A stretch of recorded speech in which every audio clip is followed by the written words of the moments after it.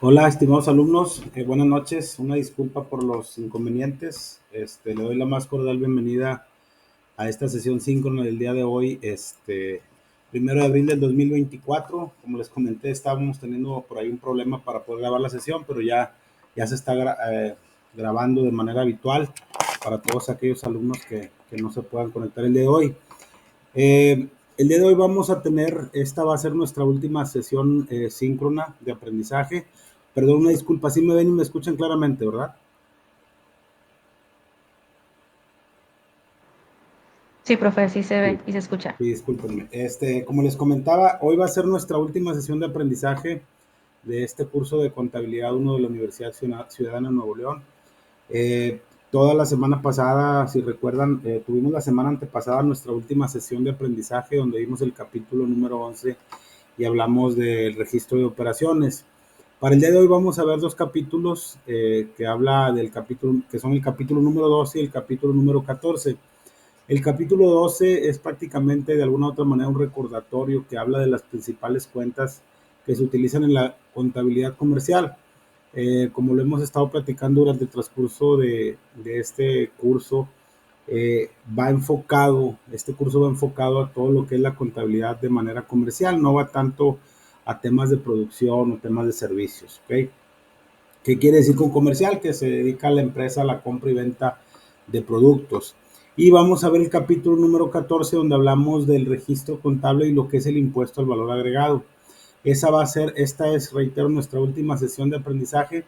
La próxima semana vamos a tener una sesión que es el lunes 8 de abril a la misma hora, a las 8 de la noche, pero vamos a hacer una sesión de repaso para lo que va a ser nuestro examen final. Hay que recordar que en la semana del 15 al 22 del 15 al 22 de abril vamos a tener nuestro examen final, el cual va a constar de todos los temas que hemos visto en la segunda parte del curso y posteriormente del 23 al 26 vamos a tener lo que viene siendo nuestro examen extraordinario para todos aquellos alumnos que no acrediten la materia en la primera oportunidad.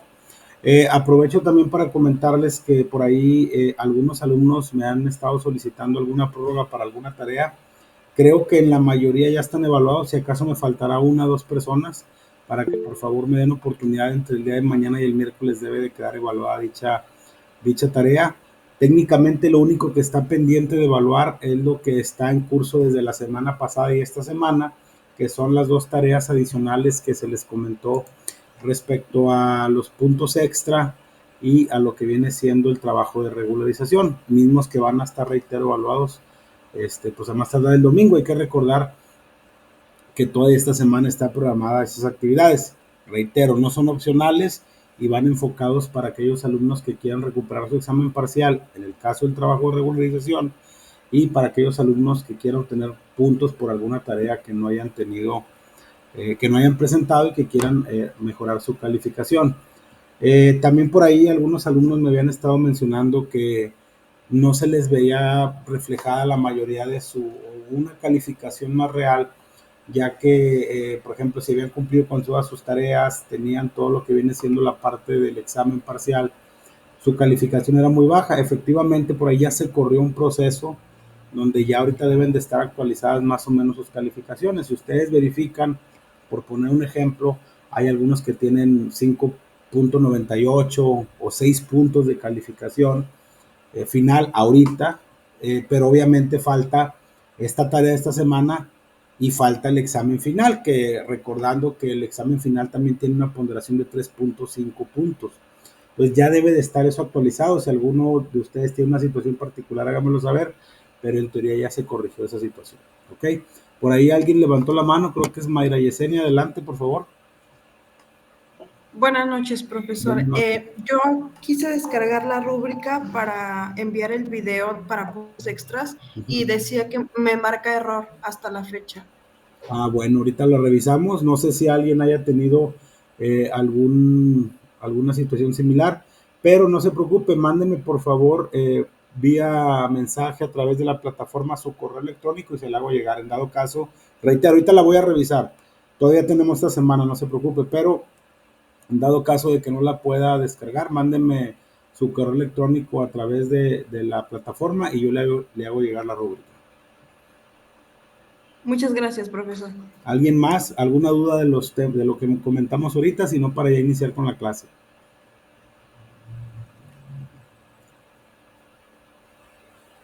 No, bueno, vamos a iniciar entonces con la clase del día de hoy. Como les comentaba, vamos a ver 2 capítulos en esta sesión. El capítulo número 12, que habla de lo que viene siendo las cuentas comerciales o las principales cuentas que se emplean en la contabilidad comercial o en la contabilidad de compra y venta de productos, y el tema del impuesto al valor agregado, que es un impuesto que grava netamente al consumo.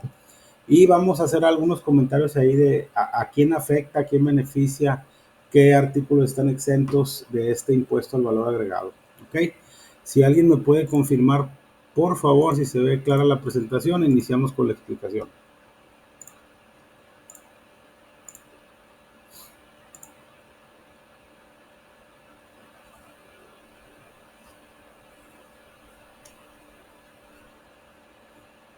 Sí se ve sin problema, profesor. Ok, muchas gracias, Mayra. Vamos a iniciar, como les comentaba. El capítulo 12 nos habla de las cuentas principales que se emplean, que se utilizan en la contabilidad comercial. Muchas de estas cuentas, y reitero, yo lo veo más como un recordatorio, son todas aquellas cuentas que hemos visto durante el transcurso, valga la redundancia, de este curso, durante el camino de este curso, y principalmente son cuentas que afectan los rubros tanto de situación financiera como de estado de resultados. Hay que recordar que nuestros 2 estados financieros básicos que nos ayudan a tomar decisiones son el estado de resultados, que es aquel estado financiero que nos dice cómo se determinó una utilidad o una pérdida contable al final de un periodo o de un ejercicio fiscal, y el balance general o estado de situación financiera, que nos muestra la situación económica, financiera de una empresa, un negocio, un ente económico a un periodo determinado. Obviamente reiterando que en el caso del balance vemos cuentas de activo, vemos cuentas de pasivo, que son derechos y obligaciones, vemos el capital contable. En el caso del estado de resultados vemos nuestros ingresos, nuestros costos y nuestros gastos, y es prácticamente, reitero, un recordatorio de lo que vimos en las anteriores sesiones, pero que aquí se refuerza en este capítulo. Obviamente aquí tenemos que entender cuál es el movimiento de las cuentas de la clasificación y el balance general. A lo mejor en este capítulo hablamos mucho de balance general, pero en sí son la mayoría de las cuentas también de resultados. En clases anteriores nos fuimos y nos vamos en una línea de tiempo. Iniciamos primero hablando de lo que son las nociones preliminares de la contabilidad y lo empezamos a desglosar el primer estado financiero a través de sus cuentas, que eran las cuentas de activo, pasivo y capital, y que obviamente tienen un movimiento dentro de estas cuentas que se registran a través de asientos de diario, los cuales se hacen en pólizas o se hacen en el libro de diario. Esto lo vamos a ver un poquito más en forma cuando hablemos en el curso de contabilidad 2 y veamos los libros de contabilidad, y ahí veamos la línea de tiempo de cómo se hacen el registro de operaciones contables que afectan las entidades o que afectan el patrimonio de las compañías a través de las cuentas reales, que son las cuentas de activo, pasivo, capital, ingresos, costos, gastos y otros impuestos. ¿Ok? ¿Qué nos dice? ¿Cuáles son las cuentas principales? Nos dice que el número de cuentas que se emplean en la contabilidad comercial en la contabilidad de una entidad comercial o de una empresa comercial depende tanto de la clase y número de operaciones que se efectúen en el análisis que de las mismas se haga, pues entre más detallado esté, mayor sea el número de cuentas que se utilizan en el registro de operaciones. En el capítulo anterior hablábamos del registro de operaciones, cómo registrábamos las operaciones. Reitero, no quisiera ahorita meterme en muchos temas del curso que vamos a ver adelante en contabilidad 2, pero nosotros los contadores, cuando utilizamos estas cuentas, hay que entender que la contabilidad ya prácticamente como evolución ha tenido una evolución electrónica, es decir, que su registro, tanto contable como fiscal, si lo queremos ver así, ya es electrónico. Ya la contabilidad y obviamente los impuestos pues ya no son hechos a mano, ¿va? Todo eso ha evolucionado con la tecnología y pues obviamente le ha servido a las empresas para tener una información más en tiempo y en forma y en línea, que sea veraz y oportuna, que son características de la información financiera o contable, y también en la parte de fiscal, pues para determinar nuestros impuestos, y para también por parte de la autoridad o el ente fiscalizador, que es el sistema de administración tributario, conocer las operaciones que tiene la empresa y poder fiscalizarnos o cobrar nuestros impuestos o verificar que nuestros impuestos estén determinados de manera correcta. Cuando nosotros en la contabilidad tenemos hacemos nuestros registros, generalmente lo hacemos a través de algo que le llamamos catálogos de cuentas. Esos catálogos de cuentas, reitero, lo vamos a ver en el curso de contabilidad 2, no es otra cosa más que la codificación en números de cada una de las cuentas que integran la contabilidad comercial de una empresa. Generalmente las cuentas que empiezan con número 1, es un ejemplo, las cuentas 1000 son cuentas de activo, las 2000 son de pasivo, las 3000 son de capital, 4000 son de ingresos o de ventas, 5000 son de costos, 6000 son de gastos, 7 son de otros productos y otros gastos, 8 es de impuestos y 9 es la parte de cuentas de orden, que también la vamos a ver en el siguiente curso. ¿Qué nos dice esto? Que entre mayor sea el volumen de operaciones que tenga una empresa o el giro que se trate, porque también hay que entender, reitero, que aunque sea un tema comercial, si nosotros tuviéramos que llevar la contabilidad o tuviéramos que explicar la contabilidad de una empresa productiva, el número de cuentas que se utilizan es mayor y obviamente es un proceso diferente. Entonces, entre más analítica queramos la información, cuando vemos, por ejemplo, en el siguiente curso, el tema de las cuentas colectivas de control que se desglosan de las cuentas de mayor, se nos va a hacer un poquito más de sentido esta parte. Entonces, ¿qué nos dice esto? Que no hay regla que establezca el número exacto de cuentas que se deben emplear en el número de operaciones. Un ejemplo muy sencillo. Si yo tengo una empresa que me dedico a la compra y venta de, no sé, de artículos de limpieza, y nada más tengo un cliente o dos clientes, y nada más tengo uno o dos proveedores y una cuenta de bancos, pues realmente a lo mejor mi catálogo de cuentas o mi análisis financiero va a ser muy sencillo. Pero ¿qué pasa si tengo 100 clientes, si tengo 3 cuentas de banco, si tengo 100 proveedores? Estoy dando un ejemplo, ¿va? Si le vendo a diferentes clientes en diferentes partes de la República, en el extranjero, si tengo empleados, si no tengo empleados, entonces todo este número de cuentas o todas estas cuentas que se utilizan en la contabilidad comercial va en función del tipo de negocio que se trate, el número de operaciones, y en base a eso va a ser la regla que va a fijar las cuentas que van a utilizar o que se van a utilizar en esa contabilidad. Reitero, la mayoría de las empresas utilizan estas cuentas que vamos a mencionar ahorita y que ya hemos mencionado, pero esta es la base, o sea, el número de operaciones y el negocio de que se trate va a ser el desglose o el analítico de las cuentas que nosotros vamos a utilizar en nuestro registro, ¿sale? Vamos a mencionar muy rápido qué son las cuentas de activo, ya las mencionamos en clases pasadas, son cuentas de bienes y derechos de la empresa. Hay que recordar cuando veíamos el balance general que veíamos, por ejemplo, dos formas de presentar el balance general, una en forma de reporte, activo menos pasivo es igual a capital contable, y otro en forma de cuenta, que es el que más utilizamos en la práctica, que es la fórmula del balance es activo es igual a pasivo más capital, y en ambos lados debe de ser numéricamente igual. La suma del activo debe de ser igual a la suma el total del activo debe ser igual a la suma del pasivo más capital. Si hacemos esto de manera correcta, igual que en un informe de reporte, estaríamos diciendo que se cumple la regla de la partida doble. Recuerden que la forma en la que registramos nuestras operaciones es a través de los asientos de diario en el libro de diario, que después pasamos a un libro mayor, generamos una balanza de comprobación y posteriormente generamos nuestros estados financieros, que reitero, lo vamos a ver más adelante. Cuando vemos ese balance general del lado izquierdo, tenemos nuestros derechos, nuestros recursos, nuestras propiedades. Tenemos activos circulantes, que también lo mencionamos, se clasifica en circulante fijo y diferido atendiendo a su mayor y menor grado de disponibilidad. El circulante es efectivo o se convierte de manera más rápida en efectivo. O en circulante. El fijo son bienes que son propiedad de la empresa, pero se adquieren no con la intención de venderlos, sino con la intención de operar, es decir, equipo de transporte, maquinaria de equipo, mobiliario de equipo de cómputo, terrenos, edificios, etcétera. Y estos activos tienen la peculiaridad de que sufren una pérdida de valor por el paso del tiempo, el cual nosotros vamos disminuyendo a través de algo que se conoce como depreciación.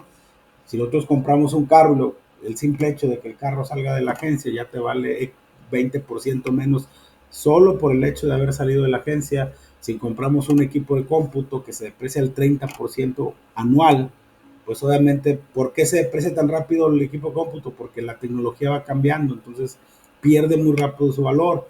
El mobiliario y equipo de oficina se deprecia un 10%, los edificios a un 5%, la maquinaria de equipo a un 10%, el equipo de transporte a un 20%, y así sucesivamente. Entonces, estos activos, reitero, tienen la peculiaridad que se deprecian. Todas las cuentas de activo, ya las hemos mencionado, son de naturaleza deudora, a excepción, ahorita que estamos hablando de activos fijos, de las depreciaciones, que son de naturaleza acreedora, porque su función es disminuir el valor del bien. Y tenemos el activo diferido, que son los pagos anticipados que hacemos a cuenta de un beneficio que vamos a recibir en el futuro, como rentas pagadas por anticipado, seguros cobrados por anticipado, papelería y útiles, propaganda, etcétera, etcétera. Por el otro lado, también tenemos, ahorita las vamos a mencionar, tenemos cuentas de pasivo, que vamos a mencionar más adelante, y tenemos el capital, ¿sale? Pero sin olvidar que las cuentas de activo son bienes y derechos de la empresa. Aquí no me quiero meter mucho en tema de, vamos a mencionarlo muy rápido, el decir, ahorita explicar, reitero, lo vamos a ver un poquito más a detalle en el curso de Contabilidad 2, lo que yo siempre he dicho para entender un poquito más la parte contable, y ojalá, creo que al parecer a partir del próximo TETRA ya la universidad va por ahí a meter la licenciatura en contabilidad, que no la hemos tenido, creo que ya la van a incorporar, y ya va a haber un poquito más vamos a decirlo de alguna manera, de especialización en lo que es la materia. Ahorita entiendo que algunos de ustedes van para administración con acentuación en mercadotecnia, otros van para informática administrativa, otros van para administración de empresas, pero lo vamos a ver un poquito más a detalle. Entonces ahorita nada más vamos a mencionar cuál es el movimiento de estas cuentas sin olvidarnos de esta regla básica, y con esto yo creo que le van a entender muy bien a la parte contable. Todas las cuentas de activo son de naturaleza deudora. Para aumentarlas, como lo vimos en el curso de registro de operaciones, las cuentas de activo, para aumentarlas hay que cargarlas, y para disminuirlas hay que abonarlas, a excepción de las depreciaciones y las amortizaciones, depreciaciones de activo fijo y amortizaciones de activo diferido, que son de naturaleza acreedora, es decir, que para aumentarlas hay que abonarlas y para disminuirlas hay que cargarlas. Todas las cuentas de pasivos son de naturaleza acreedora, es decir, que para aumentarlas hay que cargarlas y para disminuirlas para aumentarlas, pero no hay que abonarlas, y para disminuirlas hay que cargarlas, a excepción de la amortización del pasivo diferido, que tiene naturaleza deudora. Para aumentarlas hay que cargarlas y para disminuirlas hay que abonarlas. Y ahorita vamos a mencionar algunos ejemplos así muy sencillos para no meternos a todas y cada una de las cuentas. Tenemos, por ejemplo, la cuenta de caja. Esta cuenta se carga al principio del ejercicio del valor de la existencia que tengamos en efectivo físicamente. Durante el ejercicio, es decir, durante el periodo, ejercicio contable, ejercicio fiscal, del valor que se ingrese a la caja. Por eso se carga, para aumentarla se tiene que cargar. ¿Por qué? Porque está ingresando dinero a la caja, es un valor, es un derecho. Al terminar el ejercicio, del valor de los sobrantes en efectivo. Esta misma cuenta se abona durante el ejercicio del valor de dinero en efectivo que egrese o que salga de la caja. Una cuenta T, que es la que vimos en el capítulo número 10, que hablábamos de la cuenta movimientos y saldos, movimiento deudor, movimiento acreedor. Como es de naturaleza deudora, su saldo siempre debe de ser deudor. En los cargos es todo lo que ingrese a este bien, y en los abonos es todo lo que salga. Si yo ingreso 100,000 y abono 80,000 por operaciones que se registren en un periodo, mi saldo va a ser de 20,000. Naturaleza deudora, está correcto. Si llegara a quedar con saldo acreedor, algo está mal registrado, o tendríamos que reclasificar alguno de los asientos que pudimos haber afectado de manera incorrecta, porque no podemos tener un saldo de caja negativo, ¿ok? El saldo de esta cuenta es deudor y expresa dentro del balance general la existencia en efectivo en el rubro de activo circulante, ¿ok? Que recuerden que ya vimos cómo se clasifica. Cuenta de bancos. Si se fijan, vamos en orden del activo circulante. Esta cuenta se carga al principio del ejercicio del valor de la existencia depositada en los bancos de cuenta de cheques, que es el saldo con el que iniciamos. Si terminamos al 31 de diciembre, y reitero, hago mucho hincapié en eso, pero no quiero confundirlos tanto. Cuando veamos el siguiente curso, La primera práctica de contabilidad, cuando cerramos un ejercicio e iniciamos otro, todas las cuentas de balance que tengan saldo, es decir, que no estén saldadas, de acuerdo a lo que vimos en el capítulo 10, si iniciamos el 31 de diciembre, terminamos, perdón, con un saldo en bancos de 150,000 pesos, al principio del ejercicio vamos a iniciar con 150,000 pesos. Cerramos el 31 de diciembre con 150,000 y el 1 de enero iniciamos con esos 150. Ya si el 1 de enero, el 2, 3, 4 empezamos a hacer ingresos y salidas de dinero, pues obviamente el movimiento de la cuenta va a ir cambiando. A eso se refiere cuando se carga al principio del ejercicio, porque se tiene que hacer un cierre contable, un cierre del ejercicio y los saldos que tengan cuenta deben de que tengan las cuentas, perdón, que tengan saldo deben de traspasar su saldo al principio del ejercicio. Durante el ejercicio también esta cuenta se carga del valor de los depósitos en cuentas de cheques. Todo el dinero que entra en nuestra cuenta de cheques se tiene que cargar ahí. Y del valor de los intereses que nos pagan los bancos cuando tenemos alguna inversión. Si yo tengo una cuenta de bancos que me genera, por poner en mesa de dinero, 100,000 pesos y me genera intereses, pues obviamente yo tengo que hacer un registro contable, valga la redundancia, para registrar los intereses y que mi cuenta de bancos vaya aumentando. Esta cuenta también se abona durante el ejercicio del valor de los cheques expedidos o de las transferencias hechas de cada una de las cuentas bancarias que tengamos y que abonamos a nuestros proveedores, a nuestros acreedores o los egresos que hagamos por pago de nómina, etcétera. También se abona o se disminuye este valor de la cuenta de los cargos que nos hacen los bancos. Hay que recordar que, por ejemplo, los bancos cobran intereses y cobran comisiones, por ejemplo, si no manejas un saldo promedio, si haces space, si no sé, si haces si tienes un sobregiro de una cuenta de un cheque, etcétera, etcétera. Entonces, de eso se abona. Y también al terminar el ejercicio del valor de su saldo para saldarla. Esto se refiere a lo que les comentaba ahorita, de que no se salda, simplemente se salda para hacer el asiento de cierre y luego se vuelve a cargar al principio del siguiente ejercicio para tener ese saldo correcto o tener el mismo saldo en dado caso de que haya quedado un remanente.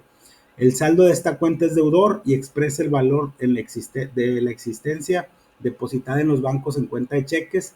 Aparece en el balance general en el grupo de activos circulante.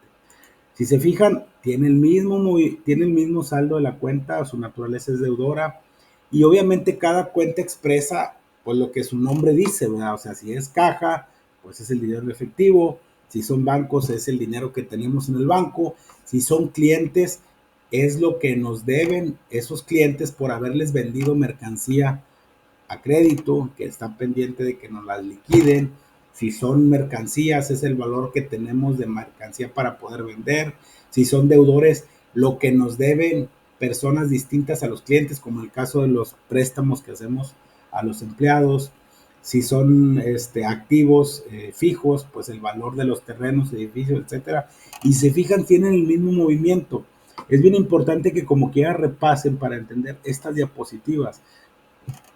Cuando tengamos estos movimientos, el por qué se abonan y se cargan las cuentas, vamos a entender la contabilidad de una manera mucho más sencilla.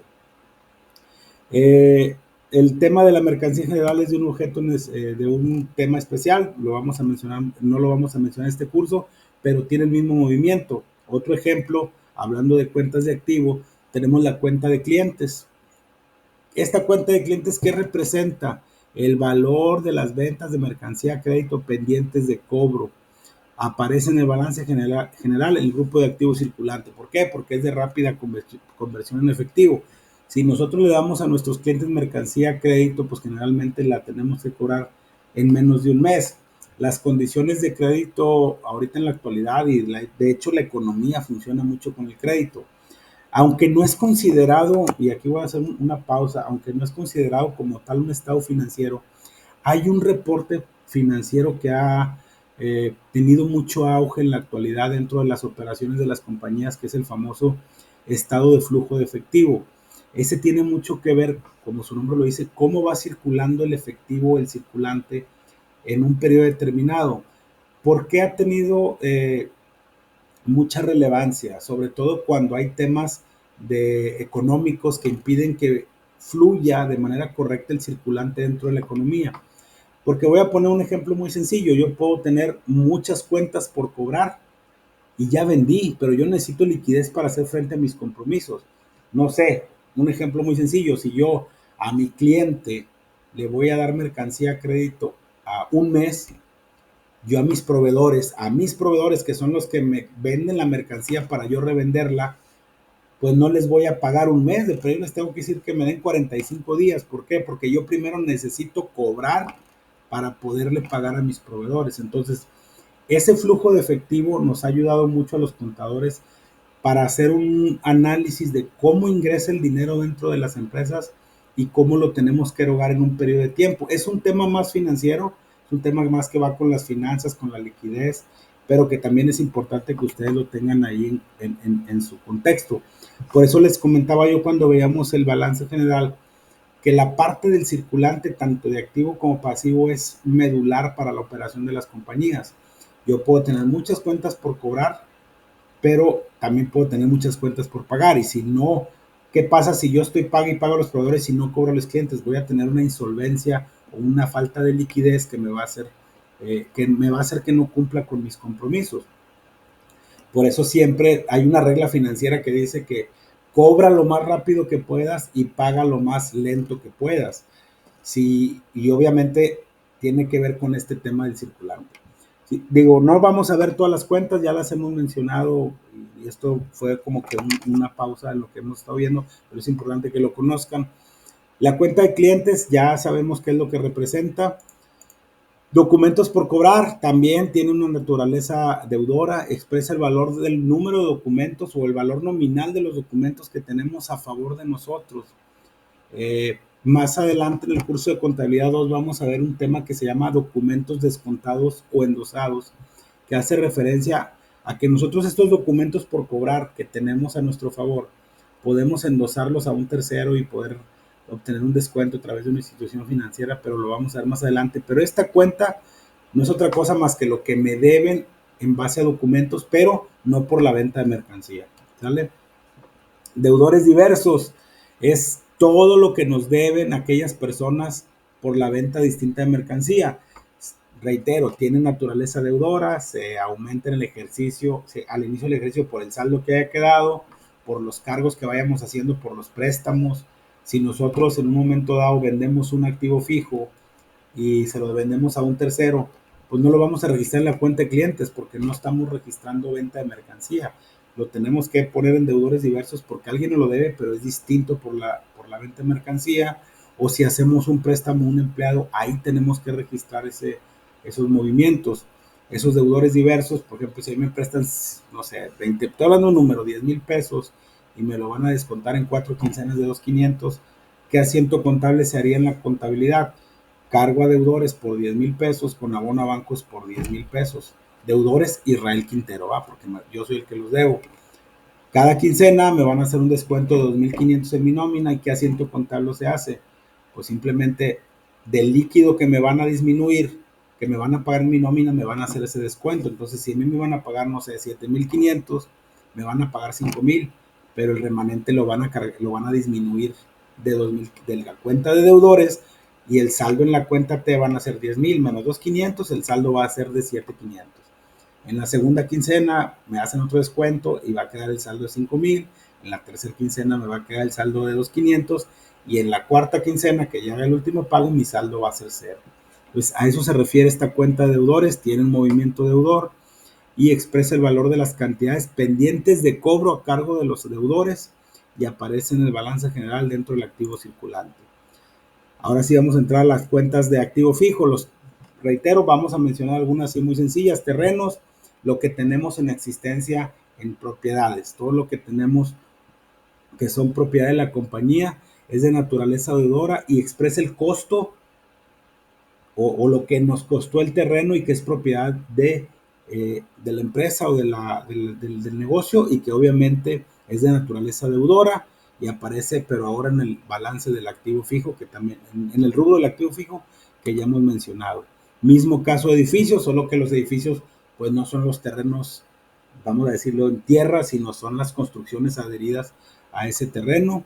Mobiliario y equipo, todo aquel mobiliario que tenemos como mesas, escritorios, mamparas, que tenemos para poder llevar a cabo la parte comercial a través de los gastos de venta o de la parte administrativa a través de los gastos de administración que tenemos dentro de la empresa, o de la parte operativa y de la parte administrativa, si lo queremos ver de alguna otra manera. Es de naturaleza deudora y expresa el valor del precio del costo de los muebles y enseres propiedad del comerciante y aparece en el rubro de activo fijo dentro del balance general. Mismo caso de equipo de transporte o equipo de reparto, que es todos aquellos bienes que nos sirven para trasladar la mercancía de un punto a otro, los autos utilitarios, etcétera. Depósitos en garantía, que es lo que damos a cuenta del cumplimiento de un contrato que tengamos de arrendamiento, inclusive de gasolina. Cuando tenemos créditos con las gasolineras, en las empresas nos dicen, sí, te doy un crédito de 100,000 pesos, pero pues hazme un depósito de 50,000, pues para saber que me vas a pagar, o de 100,000. Esos son depósitos en garantía, los depósitos en garantía que tenemos con la CFE, etcétera. Gastos de instalación, aquí entramos en el tema de los activos diferidos, que es el último rubro del activo que ya mencionamos en el capítulo número 2, el capítulo 2 o 3, no recuerdo cuál fue, pero aquí entran los activos diferidos como la papelería, rentas pagadas por anticipado, seguros cobrados por anticipado, etcétera. Es deudor y cada uno de estos rubros de activos diferidos pues, representa lo que su nombre dice. En el caso de los gastos de instalación, los gastos de instalación que se hicieron para adaptar el local y aparece en el balance general como activo diferido. Papelería y útiles, que ya mencionamos también ese ejemplo, propaganda y publicidad, primas de seguros y rentas pagadas por anticipado, así como los intereses pagados por anticipado, que obviamente los registramos ahí y los vamos a ir amortizando, como ya lo vimos en su momento, con el paso del tiempo, conforme vayamos obteniendo ese beneficio futuro. Cuentas de pasivo. ¿Qué son las cuentas de pasivo? Son las deudas, las obligaciones, los compromisos que yo tengo con un tercero. Al igual que las cuentas de circulante, en el caso del activo, tenemos cuentas de pasivo circulante, fijo y diferido, y ahorita las vamos a mencionar. Proveedores, así como tenemos clientes a los cuales está pendiente de cobro por haberles vendido mercancía, tenemos proveedores que están pendientes de pago por habernos vendido mercancía a nosotros y la cual tenemos pendiente de liquidar. A diferencia de las cuentas de activo, las cuentas de pasivo son de naturaleza deudora, es decir, que su saldo al final de un periodo debe quedar en el movimiento o debe tener un saldo deudor después de descontar el movimiento acreedor menos el movimiento deudor. Para aumentarlas hay que abonarlas y para disminuirlas hay que cargarlas. En el caso de proveedores, su saldo es acreedor y representa el valor de las compras a mercancía de crédito pendientes de pago. Aparece en el balance general, en el rubro de pasivo circulante, en el rubro de compromisos o de pasivo circulante. Mismo caso, así como tenemos documentos por cobrar, tenemos documentos por pagar. Es acreedor y expresa el valor nominal de los documentos pendientes de pago y aparece en el grupo de pasivo circulante o flotante. Acreedores diversos es a quien le debemos por un concepto distinto a la compra de mercancía a crédito. Si yo voy a comprar un mobiliario, un equipo de transporte, un terreno o un equipo de transporte, pues no lo voy a registrar como un proveedor porque realmente yo no me dedico a comprar y vender equipo de transporte, pero sí lo debo, entonces lo tengo que registrar dentro de la cuenta de acreedores diversos. El saldo de esta cuenta es acreedor y expresa el valor de las cantidades que por conceptos distintos a la compra de mercancías se le debe a personas o a terceras personas. Acreedores hipotecarios son todos aquellos acreedores a los que les debemos a largo plazo, como en el caso, generalmente cuando tenemos una hipoteca no la pagamos en 5 años, sino a 10, 15 años, 20 años inclusive, entonces aquí ya sería un pasivo fijo. El saldo de esta cuenta es acreedor y expresa el valor de los préstamos hipotecarios pendientes de pago y aparece en el balance general en el grupo de pasivo fijo o consolidado. Entramos a pasivo diferido, que así como tenemos intereses pagados por anticipado, podemos tener intereses cobrados por anticipado, rentas cobradas por anticipado, etcétera. Entonces, esto, al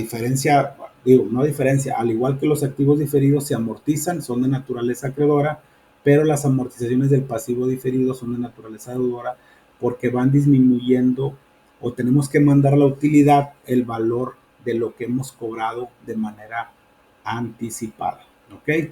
Y el capital, que no es otra cosa que la diferencia entre el activo y el pasivo. El capital tiene movimiento al principio del ejercicio por la diferencia que existe entre el pasivo y el activo durante el mismo, por las nuevas aportaciones, recordando que el capital contable no nada más es la utilidad o la pérdida que se genera en el estado de resultados, sino también por el capital social que aporten los socios o por las disminuciones o aportaciones que hagan adicionales a ese capital social, que es el valor total de las acciones que tienen los socios de una compañía. Es de naturaleza acreedora y expresa el valor del capital invertido por el propietario. ¿Ok? Esto, como ya lo comenté, lo hemos visto en clases pasadas, es solo un recordatorio, pero es importante que ustedes lo tengan ahí en contexto. No sé si tengan alguna duda, sino para continuar con el capítulo número 14, que es del impuesto al valor agregado. ¿Algún comentario, alguna duda? Sino para continuar con el siguiente capítulo. Solamente tengo una pequeña duda respecto al activo diferido. ¿Sí?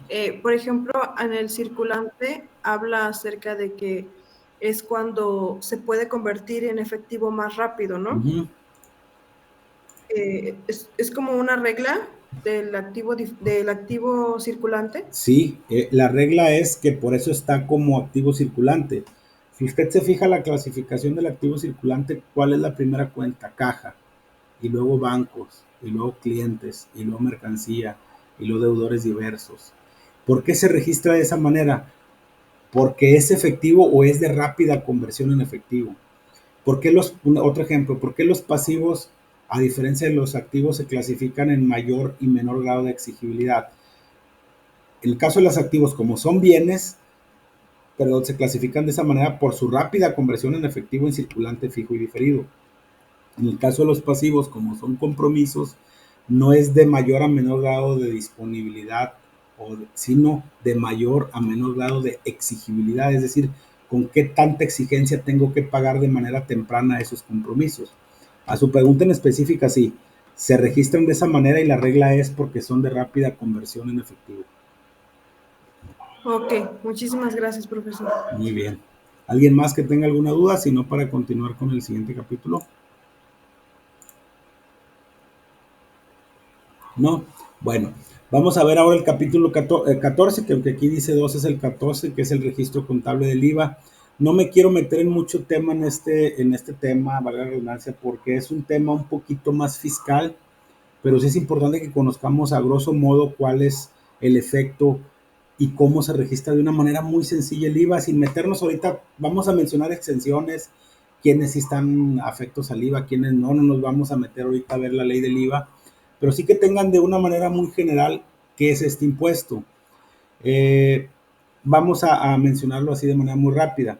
La ley del impuesto al valor agregado, este impuesto nació en el 29 de diciembre del 78, o sea, el 29 de septiembre del 78, y entró en vigor hasta el 1 de enero del 80, es decir, en diciembre del 78 se promulgó y en todo el 79 no se llevó a cabo o no surtió efectos de acuerdo a la ley hasta el 1 de enero de 1980. Sustituye a un impuesto que honestamente tampoco a mí me tocó, el ingreso federal sobre ingresos mercantiles. No nos vamos a meter mucho en ese tema. Lo único que sí les voy a decir es que la tasa general de este impuesto es el 16%. Muchos de los productos que nosotros consumimos ya traen un IVA.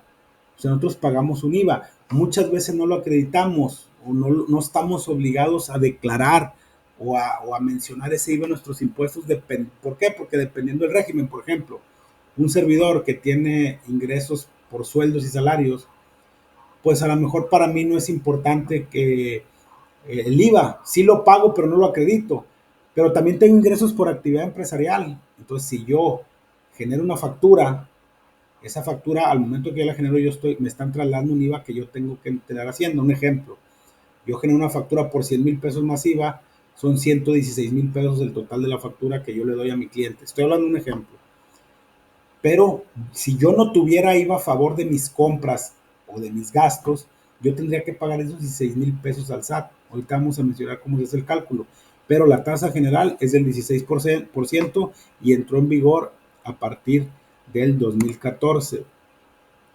El impuesto al valor agregado también se paga en cada una de las etapas de producción y comercialización, pero no produce efectos acumulativos, ya que cada industria o comerciante, al recibir el pago del impuesto que traslada a sus clientes, recupera a él el que lo hubieran repercutido sus proveedores y solo entrega al Estado la diferencia. Aquí esto es bien, bien importante. Vamos a suponer que yo esté obligado al pago del impuesto al valor agregado como una empresa, que es lo que estamos viendo en este curso. Es bien sencillo. Todas las ventas, y no nos vamos a meter ahorita tasa cero y exenciones, vámonos al 16%. Todas las ventas que yo hago al 16%, otro ejemplo, yo facturo 100,000 pesos más IVA, yo tengo un IVA por pagar al SAT de 16,000 pesos. Y obviamente estoy obligado a pagar al SAT esos 16,000 pesos hasta que yo cobro la factura. Anteriormente, cuando no existía la contabilidad electrónica ni las facturas electrónicas que ahorita todos conocemos, el SAT te decía, ¿sabes qué? Págame el IVA, se pagaba de manera nominal. ¿Sabes qué? Yo tengo, ¿cómo se calcula el IVA así a grosso modo? Yo tengo ingresos y tengo costos y gastos. El IVA que yo cobre de mis ingresos lo tengo que enfrentar contra el IVA que yo pague de mis gastos y mis compras o mis costos. Un ejemplo, si yo facturé 100,000 pesos más IVA, tengo un IVA por cobrar o IVA cobrado, vamos a decir lo que lo cobraba inmediato, de 16,000 pesos.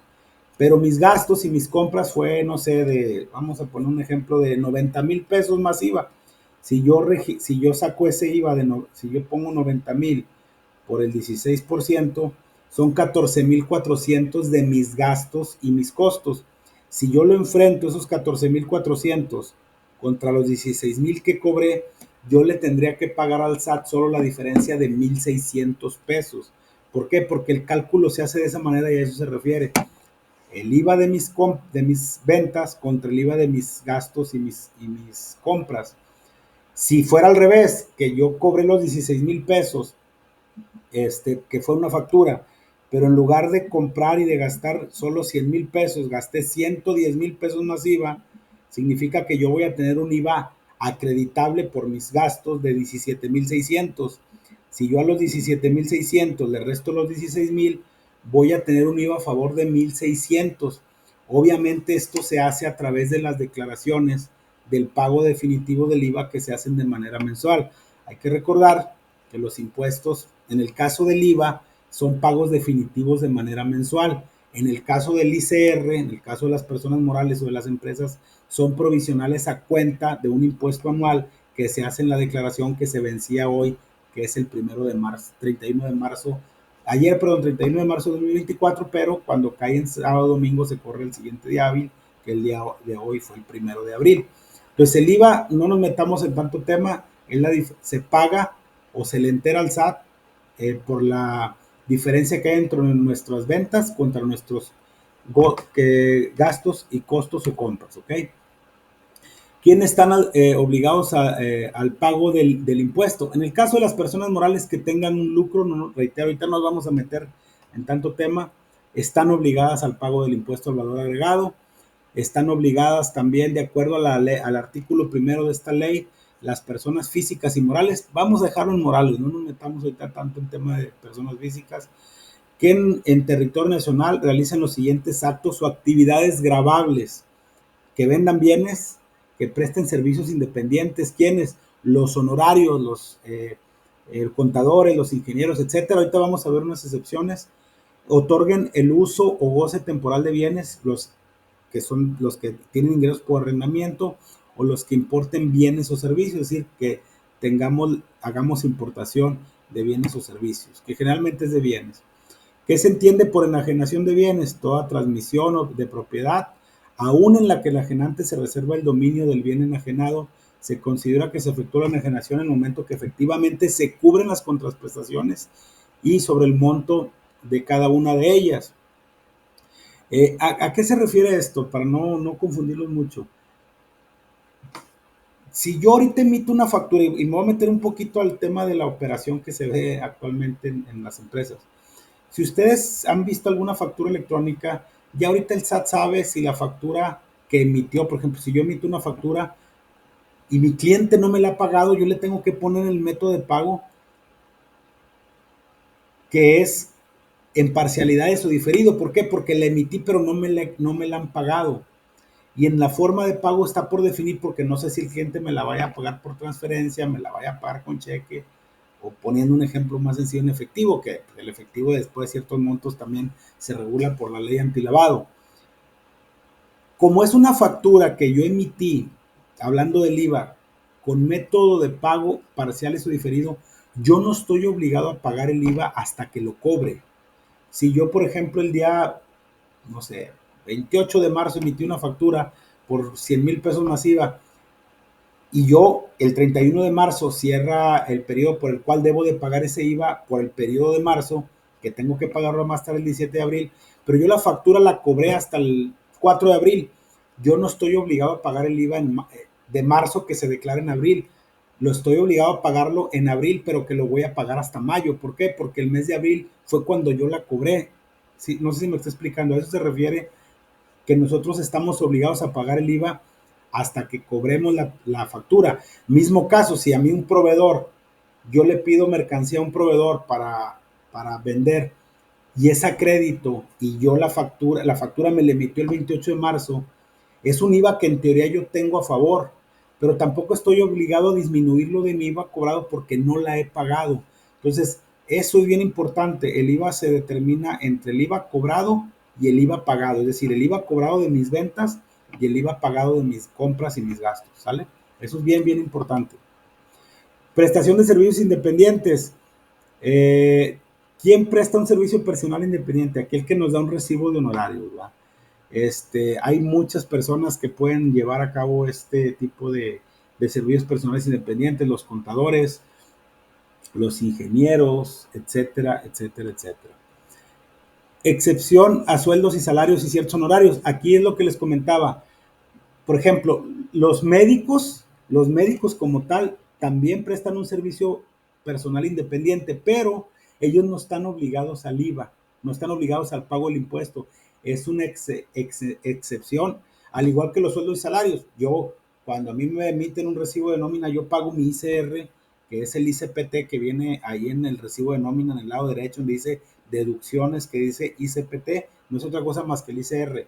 Es lo que me cobra el fisco por yo tener un ingreso por un sueldo, que también lo vamos a ver en el siguiente curso, el capítulo número 22. Pero no estoy obligado al IVA, y tampoco ciertos honorarios están obligados al pago del IVA, ¿verdad? Uso, como en el caso de los médicos, los nutriólogos, los dentistas, etcétera. Use o goce temporal de bienes, el arrendamiento, el usufructo y cualquier otro acto independientemente de la forma jurídica que al efecto utilice, también está obligado al pago del IVA, ¿sale? Importación y exportación de bienes, también la introducción y la exportación también están obligados al pago del IVA. ¿Quiénes están exentos del IVA? Los medicamentos, las aguas no gaseosas y compuestas, vegetales que no hayan sido industrializados, la joyería, libros y revistas no gravan IVA. Momento de causación del impuesto.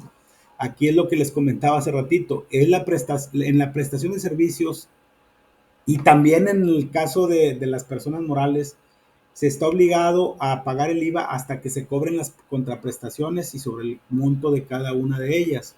Es decir, si yo soy un contador que le emite una factura a un cliente y no me la paga, yo no estoy obligado al pago del IVA hasta que la cobre.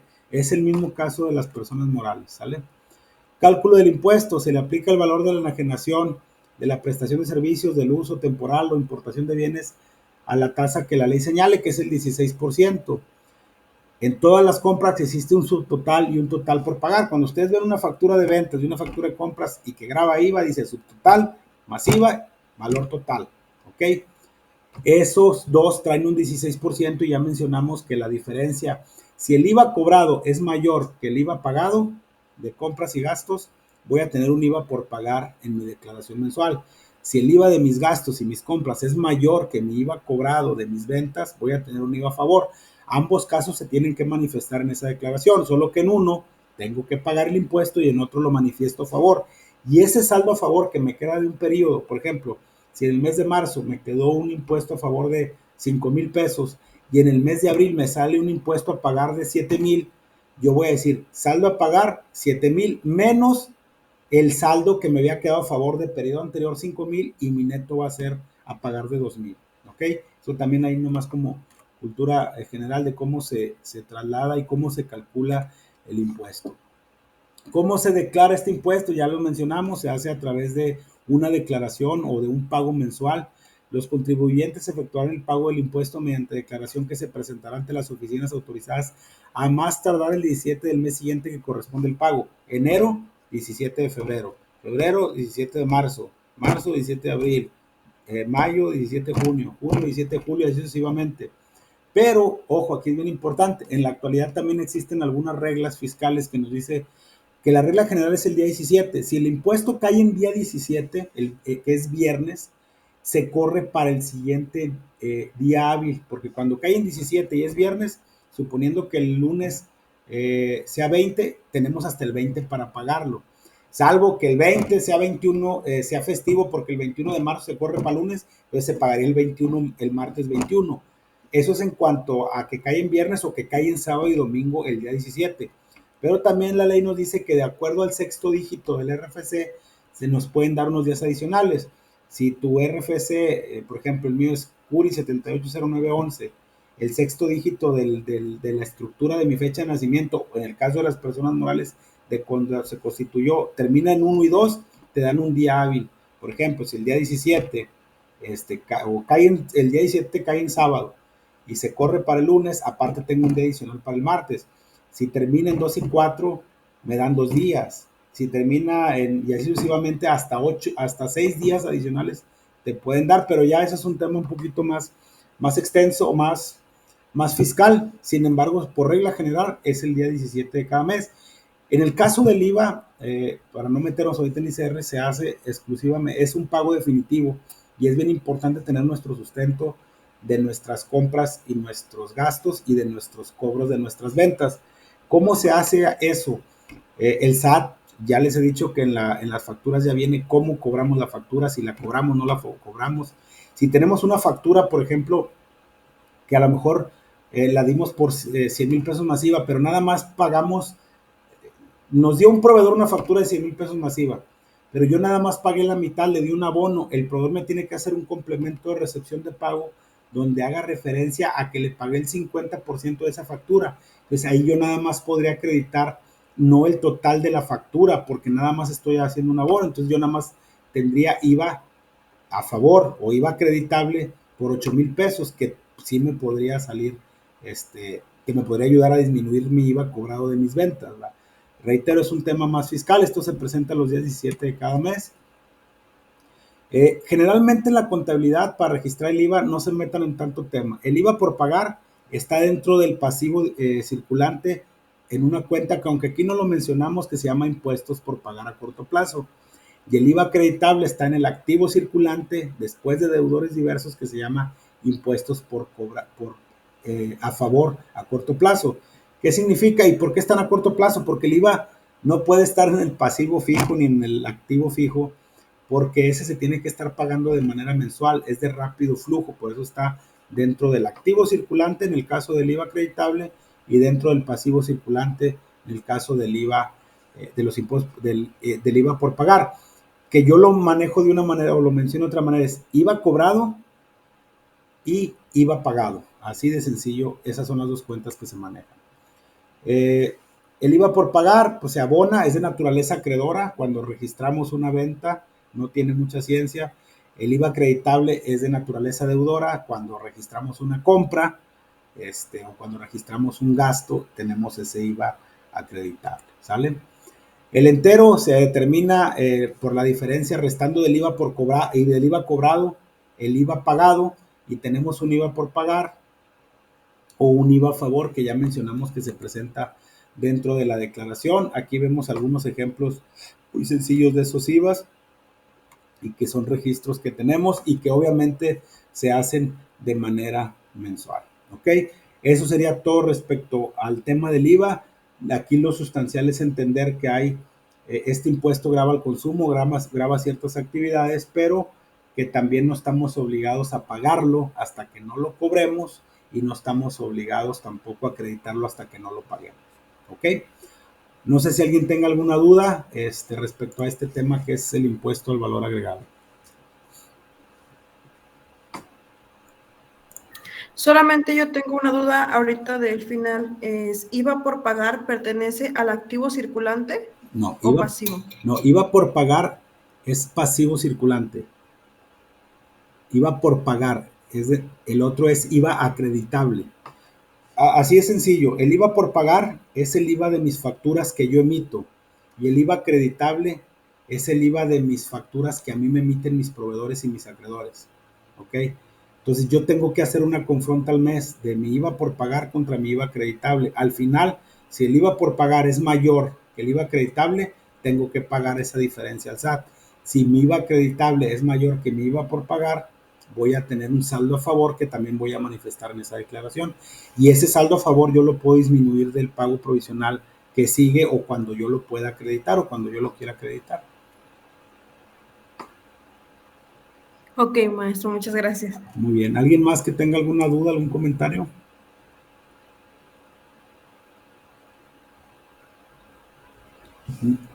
No.